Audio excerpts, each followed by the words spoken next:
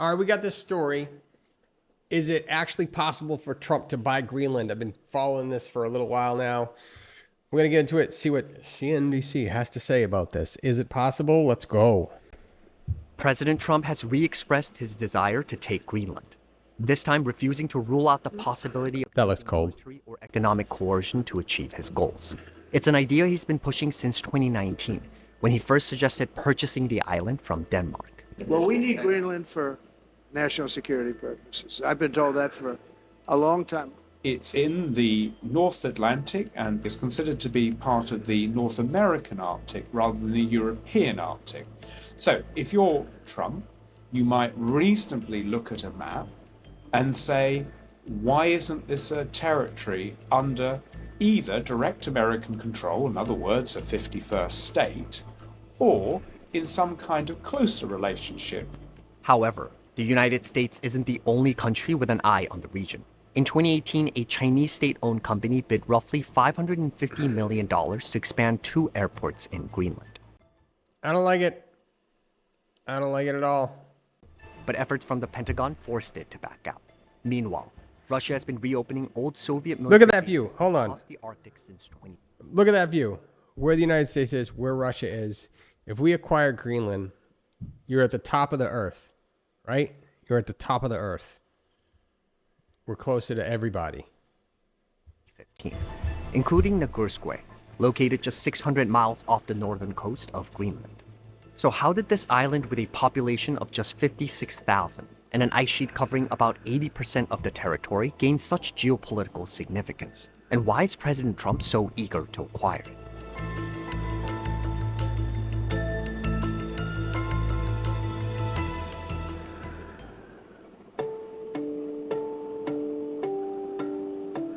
Greenland's location is a major factor behind its rising prominence in global geopolitics. To start, the sea around Greenland is part of what's known as the GI-UK Gap, a strategic transit route located between Greenland, Iceland, and the United Kingdom. Securing this choke point has been essential in America and NATO's efforts to contain Russia's naval forces and stop a potential threat. That was a connection or a waterway that would allow the Soviets coming out of their Murmansk bases, naval bases, to project naval power into the Atlantic to cut the United States off from its allies in Western Europe during the Cold War. This is still an arena of very active undersea activities. The Russians have been modernizing and continue to put at the forefront of all of their defense dollars, at least in their Navy, in their nuclear submarine and undersea capabilities. Now the potential of adding in the Chinese Navy is not something to be forgotten. As China and Russia expand their influence in the Arctic, Greenland's location has also become vital to America's ballistic missile. All right, hold on a second. So that makes sense, I think, why Britain would want us. I think Britain probably wants us to get Greenland. Because you have that little choke point there. If we were on the other side of it, then we have control of that breezeway, whatever you call it. And then Russia could come through. I could already see how Russia, if they had control, let's say Russia, I like whoever could come through there. You could invade. You could set up a foothold in Canada and get to the U.S. through there. I don't like that. When we were locked in a Cold War with the Soviet Union, the bases in Greenland, which were radar as well as air bases, Thule being the most notable, allowed us to have early warning of a Soviet missile launch or bomber attack against the United States. Today, thanks to a 1951 defense treaty with Denmark, the U.S. still operates one military base in northern Greenland, renamed Bidufik Space Base from Thule Air Base. Now, in the recent past, with China's rise and it tripling the size of its ICBM, ballistic missile arsenal, once again, Greenland plays a national defense role because of its geography. And that base is extremely important to the defense of the United States and, quite frankly, of North America, to include Canada. Greenland's location also poses a unique economic opportunity thanks to its proximity to Arctic shipping routes. Shipping over Arctic routes saw a 37% increase between 2013 and 2023. As the Arctic ice flow has changed in the recent past and is projected to continue changing, opening up Arctic shipping routes, you have several lucrative potentials there. For Greenland's role in geography, It's the Northwest Passage. Wow. Look at that. Look at that. So we're talking about Panama. You've seen my videos on Panama. We've been talking about that a lot. But if you could get through Panama and through the north, you control all the trade routes in this region. You tie that in with Anwar and the oil, and then the shale that we have down in the U.S., the lower 48. Wow. I could see why he's making all these big ask moves, because he wants to get his hands on something. I'm referring to the president. That would connect the Pacific all the way over into the North Atlantic. Of course, there's an alternative, which the Chinese and the Russians have been using, the Northern Sea Route. That's basically the same places on either ends, but just goes along Russia's coastline.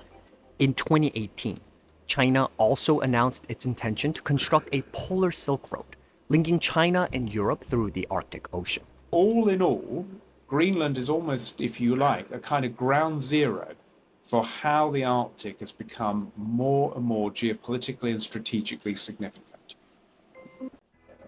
Oh, sorry about this. I'm going to get premium. I promise I'm going to get premium. But I can't until I get more ad revenue and more games and books and stuff sold down in the description below. Greenland is also home to a massive deposit of valuable natural resources. Particularly in the central and southern parts of the island, there is considerable potential in things like uranium, iron ore, cobalt, zinc, lithium, even precious stones like rubies, for example. And the key area of interest is these critical minerals that are sometimes called rare earths that are used particularly in things like electric cars, wind turbines, the very thing that makes the electrification, if you like, of the economy possible. Of the 34 minerals considered critical raw materials by the European Commission, 25 are found in Greenland. The country is estimated to have 1.5 million tons of rare earth reserves, compared to 1.8 million tons in the United States. Wow, just that one area. Organizations like NATO have drawn attention to that if you look, for example, in the composition of modern weapon systems, it is absolutely staggering how many minerals are integral to things like tanks, missiles, ships, and the like. And most of those minerals would be considered to be either at high risk or extreme risk in terms of security of supply. And in terms of rare earths, China is absolutely a dominant player. China has the largest reserve of rare earth elements, accounting for about 60% of the world's production.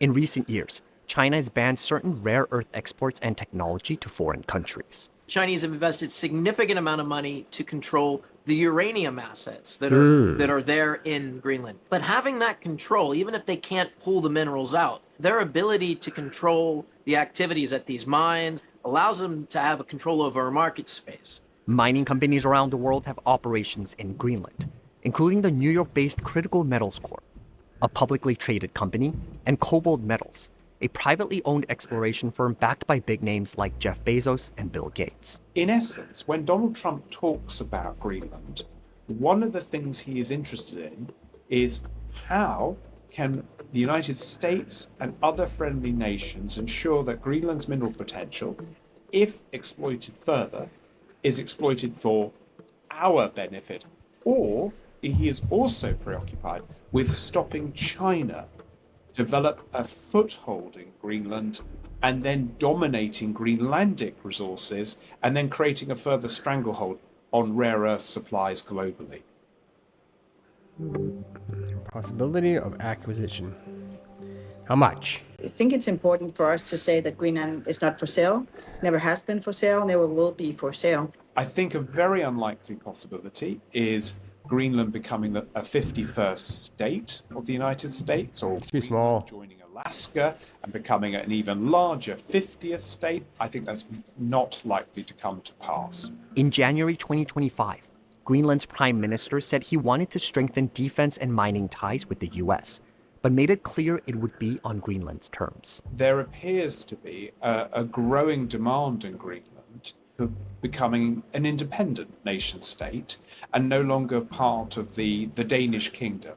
And if the Greenlanders vote for independence, the very next question is, what will their relationship be with the world, specifically the United States? Greenland's economy heavily depends on the roughly $511 million worth of annual block grant from Denmark, which accounts for about 20% of Greenland's GDP and more than half of the country's public budget. That's not So good. whatever happens, an independent Greenland will have to think hard about where that kind of money comes from in one form or another.